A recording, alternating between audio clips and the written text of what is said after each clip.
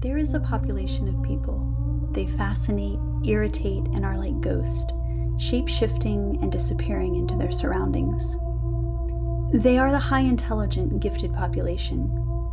Intellect is only one part of who they are, and we hope to uncover the complexities with which they live their life. Here we start a new conversation. Join us as we delve into the world of intelligence. Perhaps you will discover a child, a neighbor, friend, or yourself in this conversation. Hello and welcome to the next episode of Rethinking Intelligence. I am your host, Cindy Dickman, and truly delighted that you're here as we have these new, different conversations around a really important topic. Today is going to be a little different. I'm going to talk just about one specific aspect that I just want to bring up. So there's a kind of like a ground level understanding for where our conversations will stem from. And I feel it's important to have this shorter episode because I actually, even within the gifted or the high intelligent community, there is a bumping up against the current definitions that we have of what intelligence is, a very narrow definition. And so it makes it challenging to proceed until there is kind of like a basic understanding of where I am coming from. And so I like to think of it actually like two different balls. You know, we have a softball and we have a basketball. Or it really doesn't matter which two balls. It can be between a soccer ball and a basketball. It really doesn't matter. It's just two different balls that have two very different functions. And the reason I like to use that is because there's no situation would I show up to a soccer game with a basketball and say, hey, here's the ball we're going to use. It would just seem really ridiculous, and I would get laughed at, and people would be like, what are you thinking? We cannot use that. And I couldn't show up to a basketball game with a soccer ball. We could, but if it was a real serious game of basketball, I would be laughed at, and it would not be used. And the game would not start until the proper ball was acquired. So why I use this is I like to think of the structure and function of the two brains that we've been talking about. The high intelligent brain, the gifted brain, and the neurotypical brain.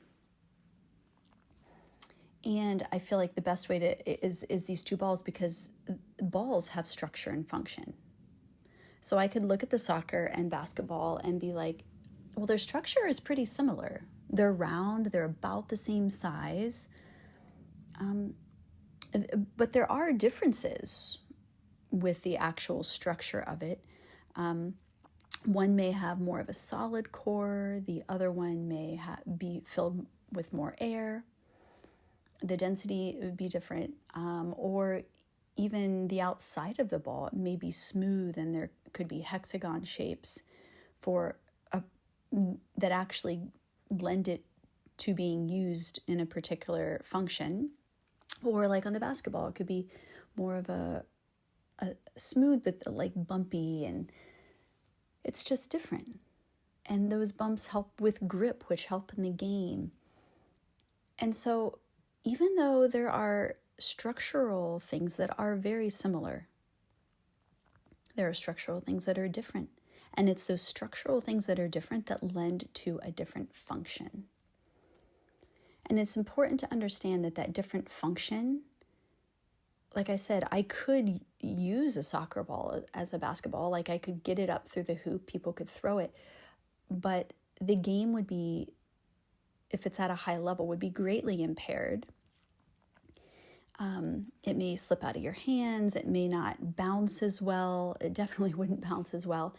So you could play with it, but the overall purpose would be totally missed. And so that's why I like to use this definition or this analogy when thinking of these two brains.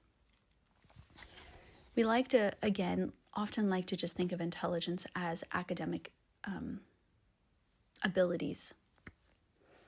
But when we limit it to that, we miss so much. As if you've listened to the previous episodes, we just miss so much.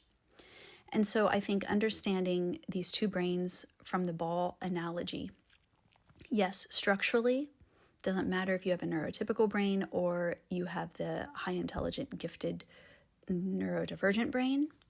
Structurally, your brain is going to be roughly the same shape.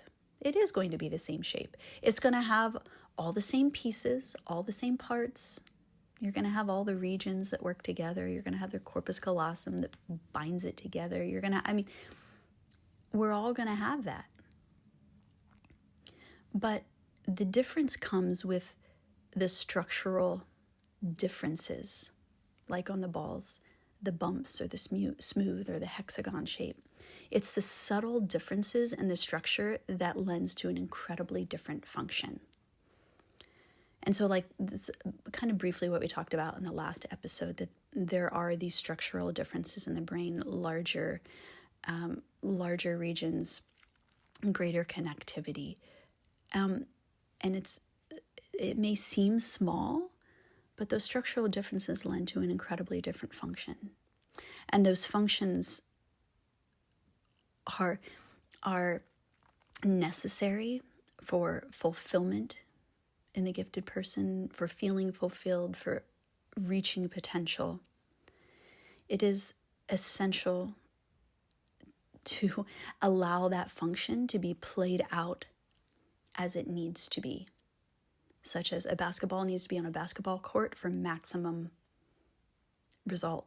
Soccer ball on the soccer court for maximum ability to be reached in the game. And it is no different with these brains. The two different brains is that for a high intelligent gifted person to be able to reach their potential, their satisfaction, their optimum purpose in this life, they need to understand their structure that impacts directly their function. And so, and this function, as we talked about, and we will continue to talk about, this is not a one and done conversation, but it is this function that, oh man, when it is realized in this person, in this brain, magic happens. And when it's not realized, magic doesn't happen. And issues and blocks and so much come up in life.